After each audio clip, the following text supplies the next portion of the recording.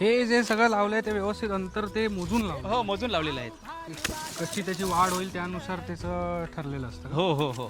आणि हे जे पाईपलाईन सारखं आहे ते काय? हे पाईपलाईन आहे ना, ही पाईपलाईन आहे म्हणजे ही ठिबक सिंचन आहे. अच्छा. पाईपलाईन वेगळी असते, ती मोठी पाईपलाईन असते. ही ठिबक सिंचन आहे म्हणजे पाईपलाईनच आहे पण छोटी, म्हणजे त्याला म्हणतात ठिबक सिंचन. थेंबे थेंबे तळे साचे. हो बरोबर, नक्कीच. पण मला सांगा, या भागात तर भरपूर पाऊस पडतो, हां.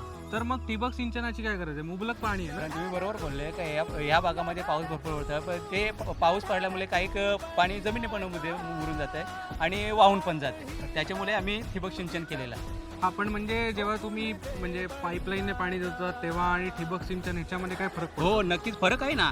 अगोदर काय करायचं आम्ही पाट पाण्याने पाणी द्यायचं. अच्छा. मग त्याच्यामध्ये आम्हाला लक्षात आले, पाट पाण्याने जर आम्ही पाणी द्यायला लागलो, पाणी पण भरपूर जायचं आणि पाणी भरपूर गेल्याने झाडाला बुरशी लागण्याची शक्यता असते, कारण ती जागा ओलसर सतत राहते. ओके. मग त्याच्यामुळे आमच्या लक्षात आलं काय हे योग्य नाही मिळत.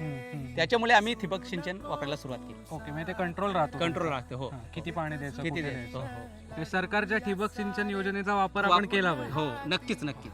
अजून काय काय आपल्याकडे इथे? हे बघा, हे सोनचाफा. स्वाभिमानी लढवय्या ही शेतकऱ्याची